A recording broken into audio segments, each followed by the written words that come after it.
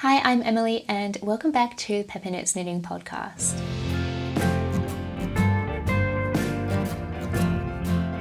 I'm a knitter based in Perth in Western Australia and thanks for joining me for episode 29. I have a lot of knitting to talk about today. It's been quite some time since my last episode.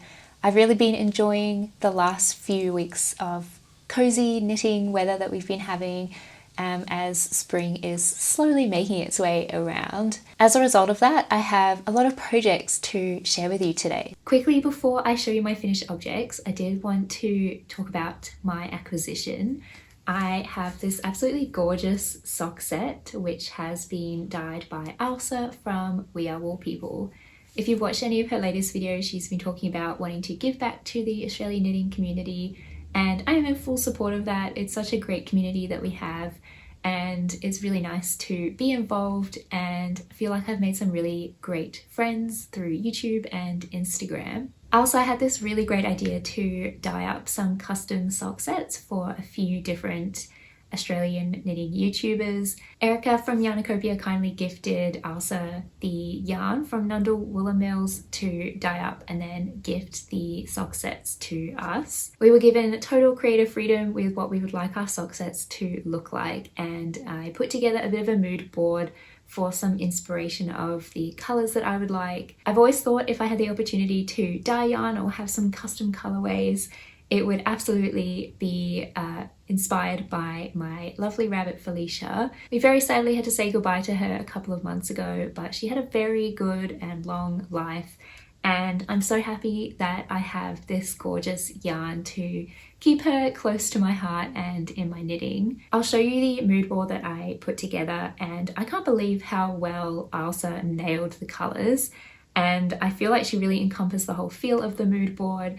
And I'm just so impressed at her dyeing capability. She is so talented. Here is a close-up of the sock set. So the main skein has a really beautiful, subtle variation to it. The base is this gorgeous light beige colour, and then it also has some darker grey beige bits and then some beautiful bits of like a pinky colour. I think it's so clever how she's done that to tie in with the pink mini skein. Here is a bit of a better look at the main skein, but I'm just so impressed at how even the colours are, and I can't wait to see how it looks once it's knitted up and also how it looks paired with the mini skein. So the base is 75% Australian superwash merino and 25% nylon, and you can see that my colourway is called Felicia, which absolutely warms my heart, and I'm just so impressed with how this colour has turned out. If you like the looks of this sock set and would like one for yourself, or in fact any of the other podcasters who are involved in this collaboration, Ashley from Smash Knits, Tash from Mostly Knitting, Ali from Fibre also have their own custom sock sets, and I believe Elsa also dyed up some gorgeous colours for herself. You'll be able to pre-order any of these gorgeous sock sets for yourself during the month of October on Yarnacopia's website, so keep your eyes peeled. Seeing as this project was born from the idea of supporting the Australian podcasting community, my plan for this sock set is to knit the Soroto socks by Ali from Fibrebound, who I just mentioned. I was very close to applying to test knit the Soroto socks, but I didn't have anything in stash that I could really visualize as the perfect yarn, and I'm really glad I waited because now I do have the perfect sock set, and Ali very kindly gifted me the pattern, so I can't wait to see how this yarn comes together in that beautiful pattern. That's everything I have to say about my acquisition, so back into the regular episode. So without further ado, let's jump right into my first finished object. This is a gift knit for a friend of mine who's expecting a baby in December, and she asked me to knit a few things for her. I have already passed these along to be gifted, but I have some photos that I can share with you as I talk about it. This was a whip in the last episode, and it is the Crossandra Sweater Mini, which is designed by Nash Knits. I knit this in Patons Big Baby 4-ply held double in the colour cream. This is a drop shoulder construction worked all over in garter stitch, which creates such a luscious and like plump and squishy fabric, especially in the yarn that I was working with. The yarn I think is a nylon or an acrylic blend or something similar. It's all synthetic, but I wanted something that would be really durable and able to just be thrown in the washing machine with the rest of my friends' laundry. I thought as a first-time mum, I would make it as easy as possible for her to look after the things that I was going to make. The other features of the sweater that make it just so cute are the collar. It's worked with a few rounds of 1x1 ribbing and then a few rounds of stockinette to create a lovely rolled over edge. And then the cuffs and the hem are finished off with a scallop edging, which I absolutely love. It was really fun to knit. I really enjoyed working it. I think in the last episode I had finished the one on the body, but I was a bit worried that they weren't looking super defined and nice and round. However, when I went and did the ones on the cuffs, I realized I had just bound off too tightly, and the pattern does tell you to make sure to bind off loosely. I think to just give enough room for the stitches to spread out and create a really nice rounded shape. I did make one modification for the pattern, and that was for the cuffs. In the sample photos, they're finished off with a pleat, and then you work an I-cord to kind of tie the cuff around to make it a bit tighter on the wrist. And whilst I think that looks beautiful and it's very cute, I didn't think it would be very practical, especially because I made the 6 to 12 month size. I just didn't think it would really be the best thing for a baby to have things hanging around on their wrists that they can pull on, and I didn't think it would be a good idea. I also just would not have had enough yarn to do this. I only bought 2 100-gram balls of the yarn, and I pretty much used every single scrap of yarn that I had. I even had to go back and rip out some of the first sleeve to claim yarn for finishing the second sleeve, and then whatever I had left over, I could just finish the last few stitches on the original sleeve. But that's a good problem to have. I like buying yarn for a project and then using it all up in that project. I didn't actually end up measuring my final gauge on this, and I didn't really pay too much close attention to it. I figured if it's a baby knit, it will just kind of fit whenever it fits, and it doesn't really matter as long as it's somewhat in the range of the size that I was aiming for. I do think my row gauge fell a little bit short, but saying that, I didn't super aggressively block or stretch it out when it was drying. I did just throw it in my washing machine to wash it, just to confirm that it definitely could go in the washing machine before I gifted it, and then I just laid it out flat to dry. And I don't think I pinned anything apart from making sure the scallops were nice and smooth and even. I think with this yarn though, because it is that nylon or acrylic blend, it will eventually just stretch out over time, and as well with the garter stitch, I think with washing and wearing it will just hopefully grow out as baby grows as well. So I bundled up the sweater along with the fisherman's rib wrap cardigan that I had made for the same friend, and also made a couple of little hats to throw in there as well. I knit one of the hats in the leftover grey yarn from the wrap cardigan, and it would have been nice to have a matching white one, but I just didn't have enough yarn. I didn't want to buy another ball just to use up a tiny amount for a hat. So I made a really cute pink and white striped one just with some cotton scraps that I've had in my stash for ages. The hat pattern that I followed is the Teague top knot hat. It's a free pattern on Ravelry and is kind of become my go-to for baby hats because it's really easy to work and I think it looks really cute as well. In summary, I love the pattern. It was really easy to follow, very well written. It was just a really fun knit, and I think it turned out really cute. I'm so glad that I have the pattern in my library now. I would definitely consider knitting more of the same, and probably in the same yarn, for other friends and family who are expecting.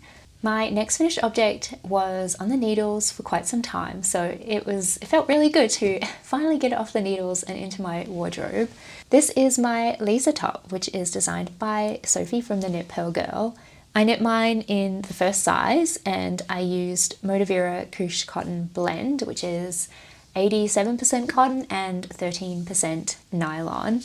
And in the interest of transparency, I have just noticed there's like a food stain. I hope it's not a stain or some kind of mark there of clearly I've been wearing this when I've been eating. But you know, that's just the reality of actually wearing your hand knits. They get dirty, and hopefully it comes out in the wash, but I don't think it's too noticeable.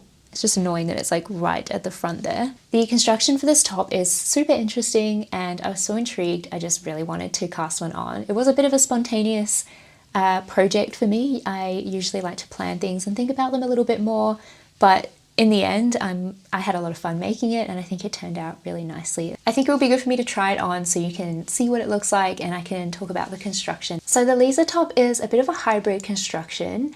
It's kind of in between a contiguous and a drop shoulder. The yoke kind of starts off with casting on stitches, and then you're just working back and forth like you would for a contiguous, and a shaping what kind of looks like a saddle shoulder, but it's not really a saddle shoulder. You're kind of doing increases on either side of this panel of stitches here, and then eventually these panels, once it's long enough, you put these stitches on hold, and then these are picked up later when you're doing the sleeve. So once those stitches are on hold, you're then just working these front and back panels back and forth just on their own. And then that creates the armhole, which I think is where it kind of falls more into a drop shoulder. It's not a huge drop shoulder. It's one of those, I've heard people say baby drop shoulders, which I think I prefer. I think it just looks a little bit neater and there's not a huge amount of excess fabric. Although we'll get into it in a minute, but I have ended up with a lot more ease than I should have. Once there's enough fabric created back and forth for the armhole, you join everything around, work stockinette for the body, and then for the sleeves, you put those stitches back on the needle and then just pick up stitches like you normally would for a drop shoulder, and then work some short rows to kind of create the rest of the fabric. Because it is that baby drop shoulder, you just need a little bit more fabric to create a bit more room here for the sleeve, and then just work the rest of the sleeve straight. There are a few decreases at the beginning of the sleeve, I think, to just kind of bring everything in a little bit here so it's not too wide, and then the rest of the sleeve is just work straight, which is so easy and enjoyable knitting. I do really like how wide the sleeve is as well. I think it just makes it a very easy, casual, effortless sweater, and I think as well with the yarn being mostly cotton, it just really makes it a nice casual throw on long sleeve top. I also really like how the collar looks. You're instructed to pick up stitches along the neckline, and then you work one purl round, and then the rest is just plain stockinette, and then you just bind off to create a nice rolled over edge. Here's a bit of a closer look at the collar. I really like how it looks. So I already mentioned it, but yeah, I've ended up with a lot more ease than I was supposed to or was intending to. The yarn label says 200 meters per 100 grams. So in my head, I just thought, that's great. That's like an 8-ply or a DK weight yarn, and that's what's called for in the pattern. It has a 22 stitch gauge. I thought that should be fine. However, I didn't consider the fact that this is kind of like a chainette construction. So I think you can't really rely on the meterage per 100 grams to determine the category of the yarn or the yarn weight. Having worked with it now, I would say this falls a lot closer into a 10-ply or a worsted weight category, or potentially could even be knit at a heavier gauge as well. I know from experience of knitting Sophie's other patterns, I'm a much looser knitter than she is, so I just always automatically go down a needle size or 2 needle sizes even when I'm swatching, and I ended up going down to a 3.5mm needle. So I already mentioned the gauge for the pattern is 22 stitches and 30 rows on a 4mm needle. I first swatched on a 3.5mm needle and was quite a few stitches off gauge, and I did try knitting it on a 3.25 or like a 3mm needle, and it was just way too tight of a fabric to be knitting comfortably. So I just kind of threw caution to the wind and figured I'm just going to knit this off gauge. I'm just going to knit the smaller size and see how it goes. I'd rather do that than be knitting the yarn on a much too tight of a gauge, not be happy with the fabric, and potentially hurt myself as well if my hands are getting too tired as I'm working on this. I will say even on the 3.5mm needle, it was still a little bit of work to get going, and I think that's part of the reason why it took me so long to finish this. Saying all of that, I think in the end I've found a good compromise between a good fabric that I like but also a somewhat pleasant knitting experience. It does mean that the neckline is quite a bit wider, I think, than it should be, and I'm not sure how much of that is also amplified by this like cotton yarn. I don't know if it's stretched out and with blocking and the few times that I've worn it as well. I don't really know if I can fix that with elastic in this type of neckline. Maybe I'll just give it a go and see what happens, but I have a funny feeling that it might not work well and it might just end up puckering. This top definitely has quite a good amount of ease, and like I was saying, it kind of adds to that really casual vibe of the top. That's kind of what I was going for anyway, but I've ended up with 18 centimeters of positive ease, and the pattern recommends between 5 and 10 centimeters. My final gauge ended up being 19.5 stitches per 10 centimeters instead of 22 stitches. Interestingly enough, and kind of lucky as well, I ended up with the same row gauge, which is 30 rows per 10 centimeters. I think the main place that would have been an issue would have been the armhole depth, but from memory, I think Sophie lists the centimeters that you need the armhole depth to be, or maybe I would have just calculated that myself anyway to check I was on track. Considering I didn't really plan this project out too well and knew I was off gauge and didn't really do much about it, I think this turned out a lot better than it could have. Like, it could have been a disaster. It could have turned out completely oversized. The other thing I wanted to mention is the hem on the body, because it kind of is like unintentionally a rolled hem. It just naturally wants to roll upwards in this yarn.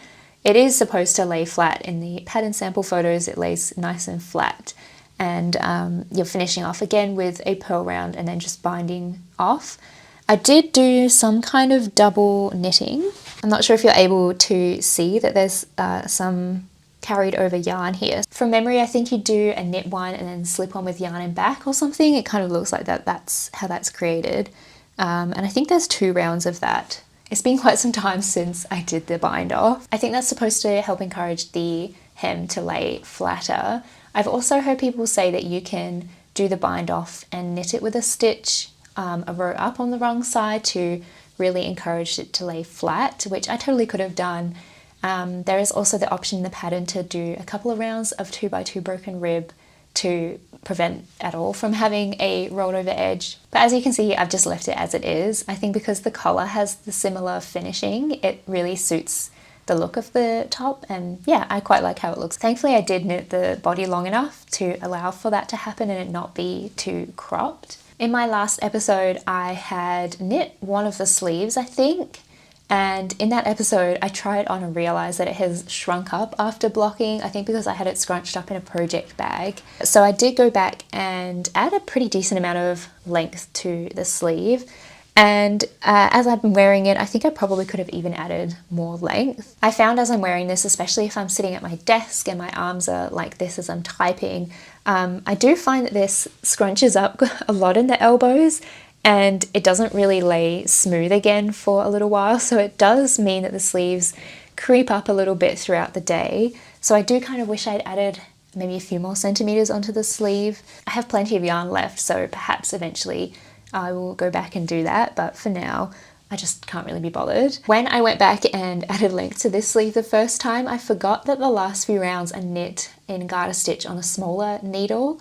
And I just picked up stitches where I thought I needed to and carried on knitting, and then I was like, that's weird, there is like a bit of a line somewhere around here, and I couldn't really work it out, and then I realized that I needed to go down a needle size and I just hadn't picked up far back enough. So you can see one round is knit on a smaller needle size, but it is what it is at this point. It's not a perfect sweater, and that's okay. I'm still really happy with how it came together. As always, Sophie's pattern writing is amazing. It's very detailed and in-depth, but I really enjoy the tone of her writing and yeah, how much detail she puts into her work.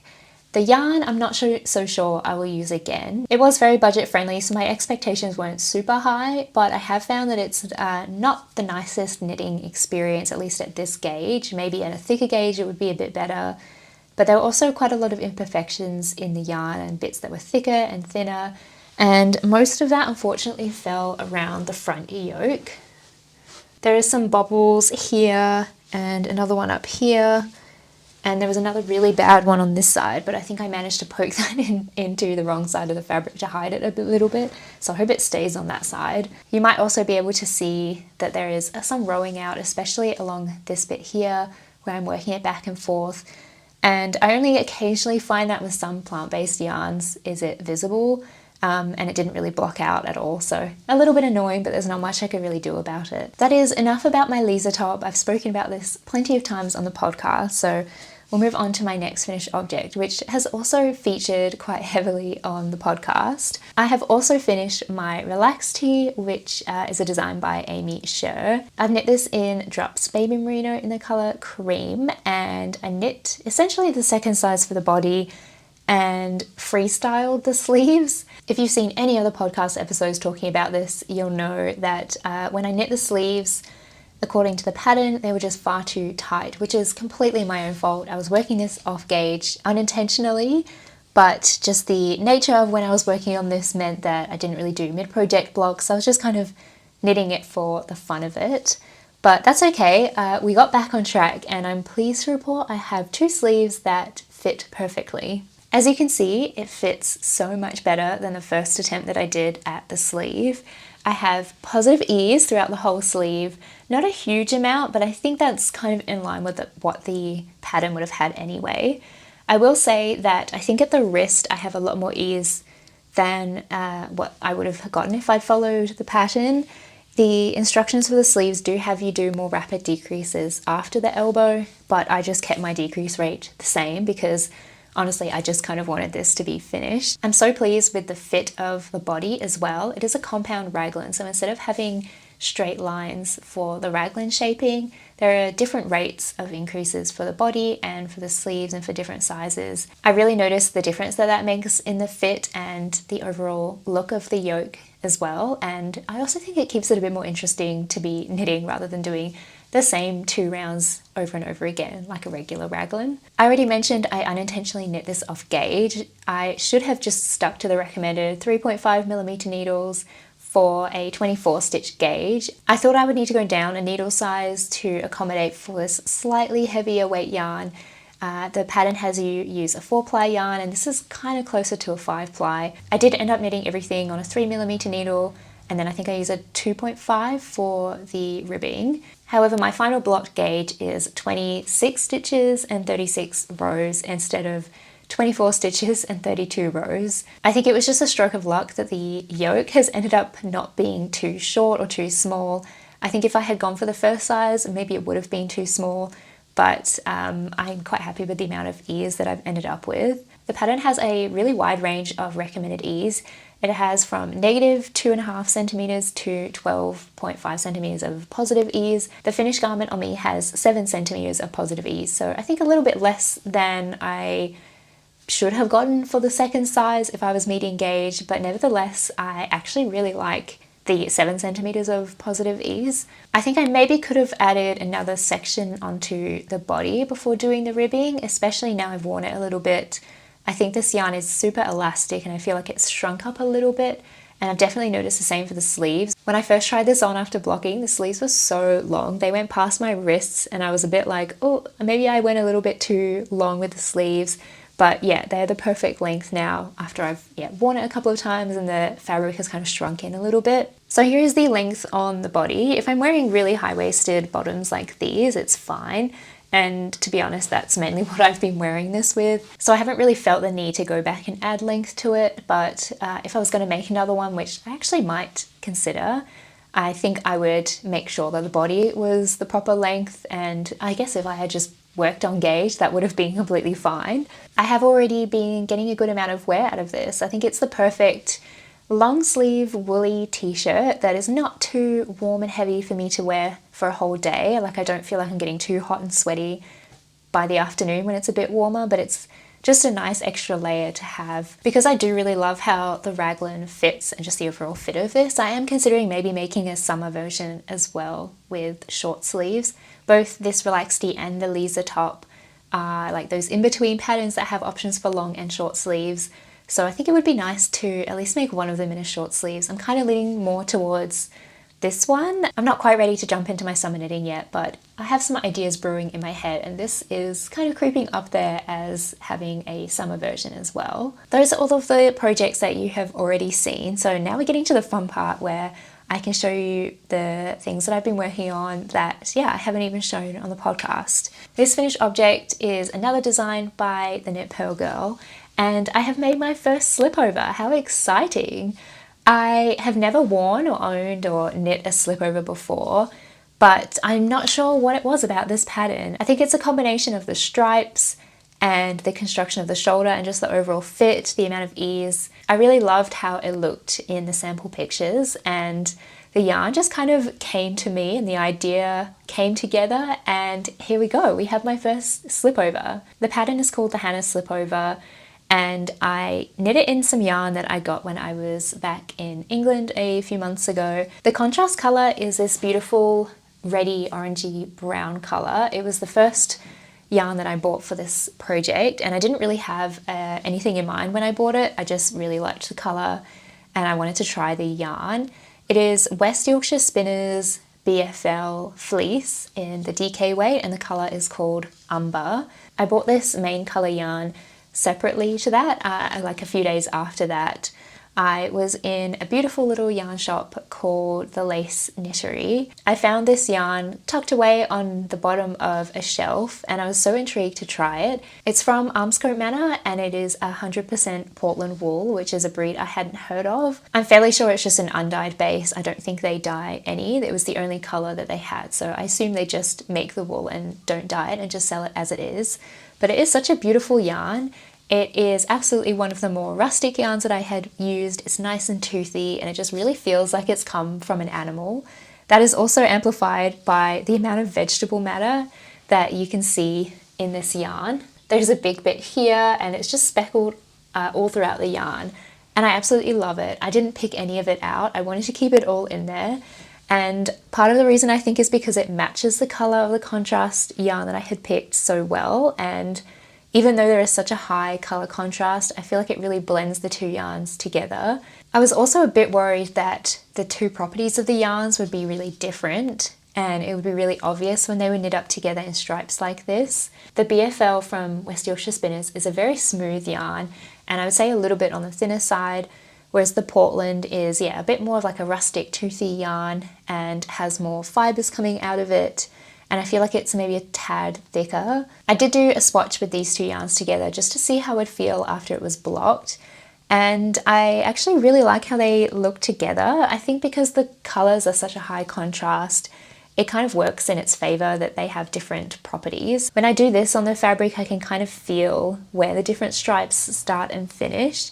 And maybe you can kind of see a little bit the difference in tension along the edge here. Saying all of that, I couldn't be happy with my yarn choices. I'm so pleased that I decided to pair these two together and try something very different for me. So I bought one skein of the contrast colour, and I used 84 grams of that 100 gram skein, so that's great. I have a bit left over for my sweet shop blanket, and I bought 3 50-gram balls of the Portland wool and pretty much used every little scrap of it, which was also really nice to, again, purchase yarn for a project and just use it all up in that project. So the Hannah Slipover has kind of a similar construction to the Lise top.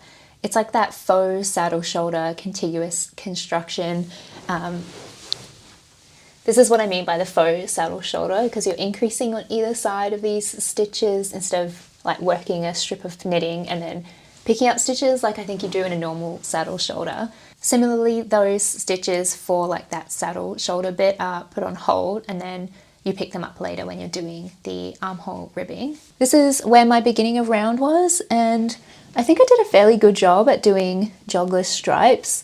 I think it's inevitable with stripes, you're always going to see it. It's never going to be completely invisible. I did the method where you just pick up the right leg of the stitch below in the old colour on your first round of the new colour. I feel like that technique always sounds more complicated when you're saying it, but when you're working it, it just kind of ends up working out itself. Again, as I mentioned, I'm a looser knitter than Sophie, so I went down a needle size from a 4 into a 3.5mm needle, and I got gauge exactly, which I feel like that never happens, and yeah, it feels nice to know that going down a needle size actually paid off for this garment versus my relaxed tee, for example. Because I knew I was going to be a little bit close on yarn, I just ended up knitting the first size. This has 8 centimeters of positive ease on me, and I wasn't sure how much or little ease I would want for a slipover because I've never owned one before. I don't really know how to style them, but I just got this over a very fitted long sleeve t-shirt. and I think it has a good amount of ease. If I was going to knit another slipover, which I might do in the future, I would potentially try something with more ease just to see if I liked that as well. But for a first one, I think this was a safe size to knit. There is one thing that kind of bugs me about this, and you might have already seen it, is that the neckline in the corners here just sticks up very awkwardly, and I'm not really sure what the reason for that is. I'm not sure if it's this double folded collar.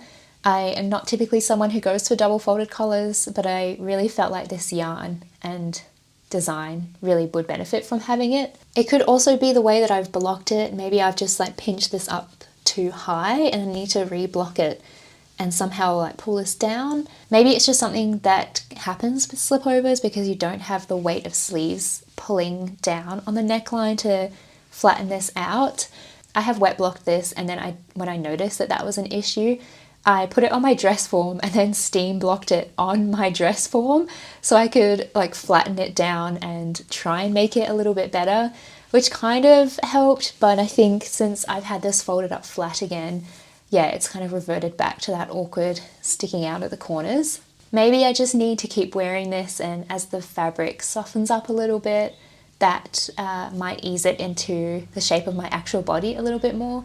But let me know if you've ever experienced that, and if it's the double folded color or just the yarn, or if it's the way I've blocked it. Do I need to reblock it? I would be interested to hear your thoughts and opinions. It is fun though to have a different type of garment in my wardrobe to see if I like it and style it. I love the stripes, I really like the color of them, and I think it pairs well with just denim jeans, which is like a very easy way to style something a bit different. In terms of practicality, this has surprised me at how much warmth it gives without being really stuffy and too hot. I do understand the people who say I would never wear a vest because then my arms are cold, or it's like too hot to wear anything woolly. I do think that something like this though would be perfect for where I live, and I'm interested to see if I fall into that category of either wearing a sweater or no wool at all, or if this is like a nice in between. It will be interesting to see how much wear I get out of this in the coming few weeks as it starts to warm up a little bit. It might be too warm to be wearing sweaters for a whole day. I might reach for this vest a little bit more. And if I do, I would love to knit more of them. Danny from A Knitter's Suitcase, who is another Perth podcaster and knitter, has made an absolutely stunning bright orange staffin vest, which is designed by Rebecca from the Creabear, and it looks amazing on her. I love the colour, but it has inspired me to maybe go for like a textured vest as my next potential vest project. I think for now I'll just see how much wear I get out of this before I commit to too many other vest projects, just in case I decide I'm not a big fan. I do hope I am though, because they are a nice speedy knit, not having any sleeves, and it's a good way to use up awkward amounts of yarn where it's not quite enough to knit a full sweater but too much for just an accessory. Speaking of accessories, I have another finished object to share. I have knit a pair of socks for my dad for Father's Day. I realised I kind of knit him a pair of socks every year, either for his birthday or Father's Day, but he is very knitworthy when it comes to socks. I know he wears them a lot and he says he can never have too many. I kind of followed the summer camp sock pattern, which is a free pattern on Ravelry, but it only has one size, which I think is 64 stitches. And I just made a very easy modification to knit him a 72 stitch sock, which is what I normally do on 2.25mm needles. So the pattern is all over 3x1 ribbing with obviously a 1x1 cuff, and it has these really fun sporty stripes on the top of the leg, and then I knit a heel flap and gusset and just a regular rounded toe in also the contrast colour. The yarn that I use for these socks is a hand-dyed yarn and a new-to-me hand dyer. I bought this sock set from Perth's newest yarn store, which is Cozy Cottage Yarns, and it's a beautiful shop. They don't have a huge selection, but what they do have is really well curated and mostly hand dyers, and a lot of Aussie hand dyers, and as well a few Perth-based dyers who I actually hadn't heard of, and this was one of them. This yarn is from Natural Fibre Arts, and it's their NFA soft sock in the colour Smokey. It's 75% superwash merino, 25% nylon, and it's 390 meters per 100 grams. Here is what their label looks like. I thought it was really unique to have a black mini skein, like a black tonal like this. I've heard that black is a really difficult colour to dye, especially like a saturated black like this in a tonal. I'm really impressed with how even the dye is, but it is definitely a tonal, and I think it really adds to the depth of the colour. I'm not sure if you'll be able to see, but there are like specks of yellow and like a reddy brown and some lighter grey bits, as well as like a really saturated black. I think that's part of the beauty of hand-dyed yarn, is that it's not just a really flat, plain black colour. Here is how it worked up in the stripes as well. When I'm doing the stripes on my summer camp socks, when I'm changing colour, I just knit the first round instead of doing the ribbing, and I just find that helps make it look a little bit more of like a crisp line rather than having the purl bumps visible in a different colour. The main colour is also a tonal yarn, but it has such a gorgeous range of colours in there. From a distance, it does just look mostly like this gorgeous steel blue, grey, purple colour, but up close and in certain lighting as well, you can really see there's more reddy and purple bits. And obviously there's also quite a few bits of undyed yarn, which I'm not sure how intentional that is, and I have found on one sock it's a little bit more noticeable than the other one. When I opened up the skein and put it on my Swift, I could tell that there were quite a few patches of just bare yarn. Again, I'm not sure how intentional that is, but I think it gives a really fun effect and kind of makes it in between like a tonal and a variegated yarn. I think the rest of this main colour will go into my Sweet Shop blanket as well, and I'm not sure what to do with the black. I don't really want to put it in my blanket, but I feel like it's kind of useful to have little bits of black for maybe colourwork projects, colourwork socks, if I'm doing eyes on something, or it would just be handy to have little bits of black in my stash. I did notice the black dye came off on my hands as I was knitting it, which did put a little bit of worry into my brain when I was going to block these, that I would have black dye leaching out, but there was absolutely none of that. I have one final almost finished object, but unfortunately I was not very well organised. I have been making the Knitty Committee top by Lily Kate Makes. I actually finished it yesterday and did the bind off on the body and everything was done, and I was just so excited that I wanted to block it and didn't really think about the fact that I would want to make a podcast today, so it is still drying, but I have been vlogging the whole process of making it. I've really been enjoying making that vlog, and it's been nice to go into a lot more detail about the making process of one particular project rather than just giving you like the main updates on the podcast. So once that is dried and I can try it on and kind of give my final updates on the project, I'll be able to upload that vlog, and yeah, you'll be able to see a lot more detail about that particular sweater. So because I finished my Knitty Committee top yesterday, I did want to cast on something else. I have cast on my very first Musselburgh hat, which I didn't think I would ever say. I just didn't really think I was someone who would knit a lot of hats, let alone such a popular pattern like this. I just had this yarn in my stash and I couldn't get the thought out of my head to make a Musselburgh hat with it. So that's what we're doing, and I totally get the hype. I really understand it now. It is exactly what I want a single skein project to be. And speaking of single skein, the yarn that I'm using is from Rainbow and Sprinkles, another Perth-based indie dyer. I picked this skein up on my trip to Cozy Cottage Yarns, and Rainbow and Sprinkles was their feature dyer of the month for last month, I think. This dye is known for their very bright and fun colours. They're absolutely gorgeous, but not necessarily something I would knit and wear for myself. But then I saw these gorgeous speckles on this undyed base, and this is exactly the kind of yarn that I love. Just a little bit of colour, and it's still bright and fun, but a little bit more toned down, and I like that it's on a neutral base. This colour is called Faerie Secrets on their Luscious sock base, which is 85% superwash merino and 15% nylon, and there's 400 metres in 100 grams. I don't think I really need to say too much about the Musselburgh hat. It is such a popular pattern. There are thousands of projects on Ravelry. It is a gaugeless pattern, so essentially you just pick a yarn and pick a needle size that you want to use with that yarn and just go for it.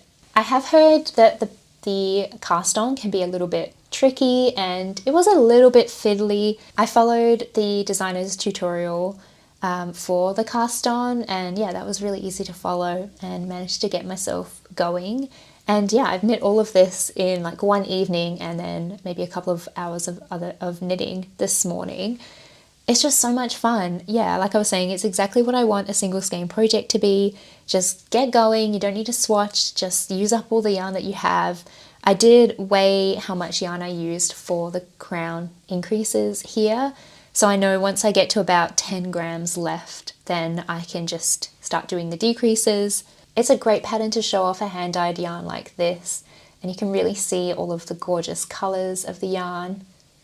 I'm knitting the adult medium size on a 3mm needle. I'm quite happy with the fabric that this is creating. It's not too dense, but it's also not like too loose and gapey, so I think it's like a good in between, and I should be able to get like a pretty decent length out of this, hopefully. I don't think I need to say much more about the Musselburgh hat. It is such a popular pattern, and I feel like for a good reason. I really didn't think that I would ever make one, but I'm so glad that I have one on the needles now and that I have the pattern and I can use it for like so many different yarns. That brings us to the end of today's episode. The Musselburgh is my only active work in progress now that I've finished my Knitty committee top. If you would like to see the making process of that, yeah, definitely check out the vlog that I'm not sure when I'll upload that. But if you don't want to miss that video or any of my other podcasts, it would be great if you can subscribe or follow me over on Instagram, where I post some more regular updates and just random things that I'm working on with my knitting. As always, I'd love to know what you've been working on, and I will see you in the next episode. Bye!